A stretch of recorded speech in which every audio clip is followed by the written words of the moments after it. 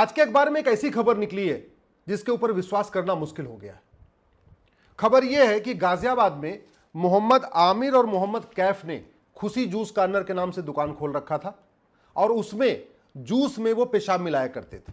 ये खुशी juice corner Hindu बाहुल्य एरिया में है जहां हिंदू बहुत सारे रहते हैं। दिन भर वहां ज्यादातर लोग हिंदू ही जूस पीने आते हैं और उस जूस में पेशाब मिलाया करते थे। जब पुलिस ने छापा मारा तो वहां पे लगभग 1 लीटर पेशाब मिली जिसको थोड़ा थोड़ा करके वो जूस में मिलाते रहते थे। इसके पहले भी बहुत सारी ऐसे खबरें आ चुकी हैं। रोटी पे थूकने की वीडियो आ चुके हैं, थूकने की खबरें आ चुकी हैं। मिठाइयों में पेशाब करने की खबर आ चुकी है। सब्जी और दाल में ढाबों पे लैट्रिन मिलाने की खबर आ चुकी है। सब्जियों के ऊपर पेशाब करने की खबर आ चुकी है। जहां केक बनता है, बिस्किट बनता है, वहां पे उस बिस्किट बनाते समय उस पर थूकने की और पेशाब करने की खबरें आ चुकी है। सवाल यह है कि आखिर ये हो क्यों रहा है? ये पाक नापाक की सोच कहां सिखाई जा रही है? ये हराम और हलाल की सोच कहां सिखाई जा रही है? ये नेक और काफिर वाली सोच कहां सिखाई जा रही है? ये तालीम कहां दी जा रही है कि जो नापाक हैं, जो काफिर हैं, उनके खाने में पेशाब करो, उनके खाने रोटियों पे थूको, उनकी सब्जी में पेशाब करो, उनके चावल दाल में लैट्रिन कर दो? ये कहां सिखाई जा रही है? जानते हैं इसका मूल कारण क्या है? क्योंकि भारत में आज भी गुलामी वाले स्कूल चल रहे हैं। जो मुगल स्कूल खोल के गए थे वो आज भी चल रहे हैं। हमने अपनी गुलामी वाले स्कूलों को बंद ही नहीं किया। न शिक्षा में संस्कार है, न कानून का खौफ है, इसीलिए पेशाब भी मिला रहे हैं, थूक भी मिला रहे हैं, लैट्रिन भी कर रहे हैं, सब जूस में भी मिला रहे हैं, सब्जी में भी मिला रहे हैं, फल में भी मिला रहे हैं, चावल दाल में भी मिला रहे हैं, इसके अलावा आपके सब्जियों पे बिस्किट और केक में भी मिला रहे हैं। समाधान एक ही है कि हम दोबारा फिर से भारत में जो हमारी 16 संस्कार की व्यवस्था थी उसको इंप्लीमेंट करें, इन्फोर्स करें स्कूलों में। आप कितना भी सीसीटीवी लगा लीजिए, आप कितना भी देख रेख कर लीजिए, आप कितना भी वॉच कर लीजिए, लेकिन अगर बच्चे के दिमाग में आ गया कि जो काफिर है उसके खाने में थूकना है, पेशाब मिलाना है, लैट्रिन करना है, तो सोच कभी खत्म नहीं होगी। सोच खत्म करने का दो ही तरीका है, शिक्षा में संस्कार हो और कानून का खौफ है। दुर्भाग्यवश ये जो भारतीय न्याय संहिता है ना, इसमें भी खान पान की वस्तुओं में थूकना, पेशाब करना, लैट्रिन करना, बाथरूम करना, बिस्किट में, सब्जी पे, फल पे, ये कोई सीरियस क्राइम नहीं है। तो दो तरीका है, शिक्षा में संस्कार हो और कानून का खौफ हो।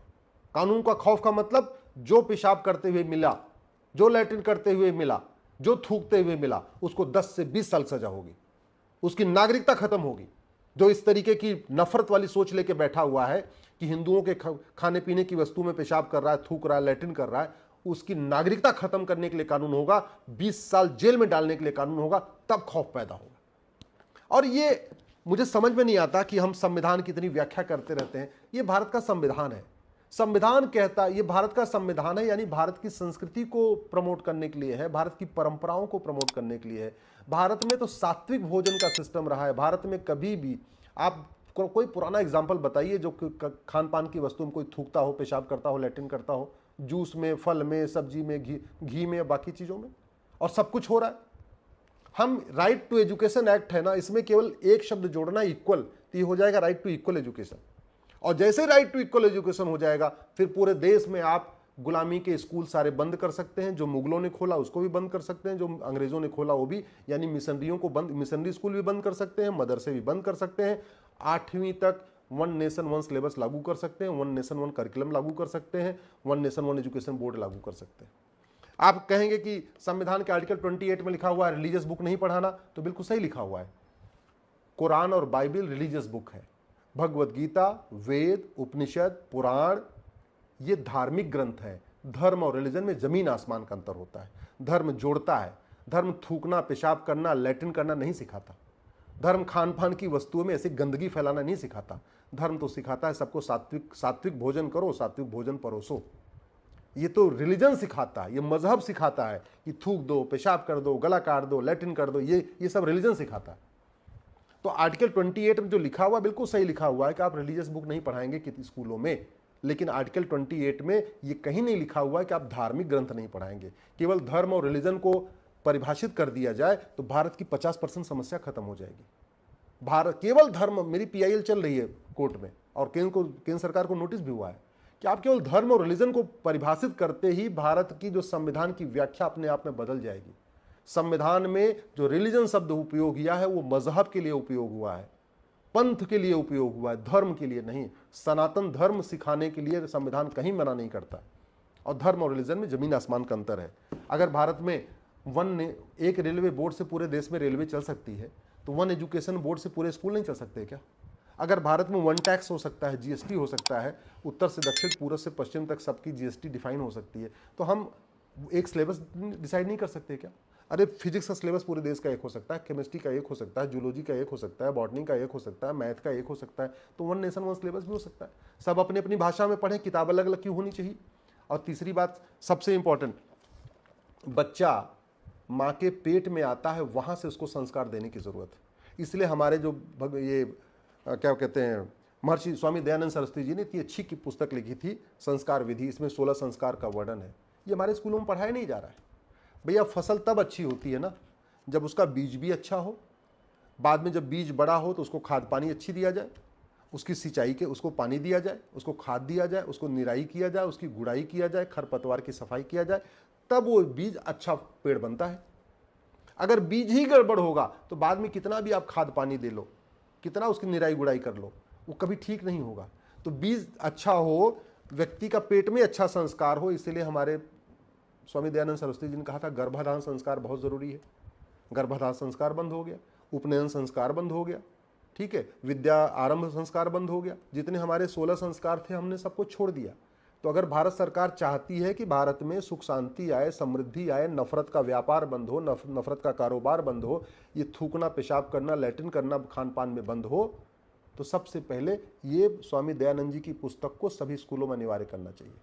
और एक बात अच्छी तरीके समझ लें, ये जो खुशी जूस कॉर्नर वाला, ये मोहम्मद आमिर और मोहम्मद कैफ जो जूस परोस रहा है, ये आपके दिल्ली के जो प्रीमियम एरिया में भी यही होता है, आप भूल जाइए।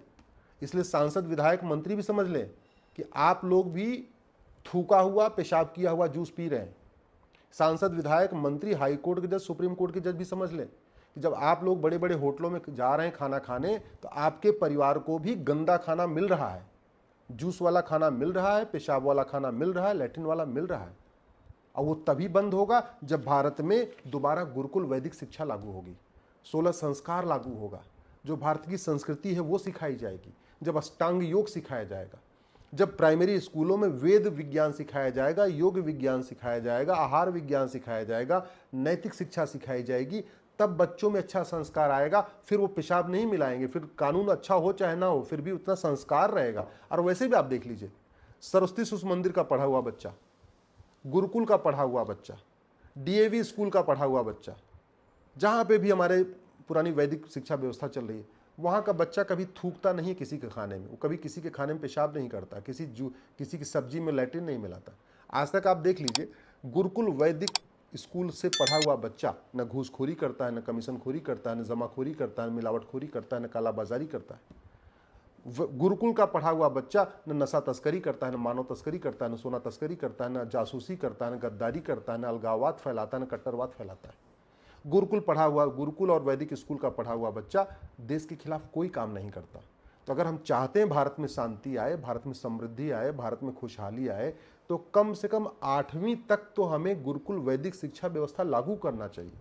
वेद विज्ञान पढ़ाना चाहिए, यज्ञ विज्ञान पढ़ाना चाहिए, आहार विज्ञान पढ़ाना चाहिए, नैतिक शिक्षा पढ़ानी चाहिए, जो हमारे बड़े ऋषि महर्षि हुए उनके जीवन के बारे में सिखाना चाहिए, जो हमारे बड़े महान राजा हुए उनके बारे में सिखाना चाहिए। गार्गी, मैत्रेयी, रानी अहिल्याबाई होलकर, झांसी की रानी, इनके बारे में पढ़ाना सिखाना चाहिए। हम क्या पढ़ा रहे हैं? इतनी घटिया हम स्कूलिंग कर रहे हैं, इतनी घटिया हमने स्कूलों को यहाँ भारत में छूट दे रखी है कि बच्चे जो है जूस की दुकान में पेशाब मिला रहे, ढाबों पे थूक रहे हैं, बिस्किट में जहाँ बेकरी का काम कर रहे हैं वहाँ पेशाब कर रहे हैं, ढाबों में काम कर रहे हैं तो सब्जी में लैट्रिन मिला रहे हैं। कहाँ से? ये केवल और केवल गुलामी के स्कूलों का परिणाम है। गुलामी के स्कूल नहीं बदलेंगे, भारत में कभी भारत का कल्याण नहीं हो पाएगा। नफरत न रुकेगी, न एकता अखंडता मजबूत होगी, और जो ये गंदगी चल रही है ये गंदगी भी नहीं रुकेगी। समाधान है भारत में समान शिक्षा, एक देश एक शिक्षा बोर्ड, एक देश एक सिलेबस, एक देश एक पाठ्यक्रम, एक देश एक किताब।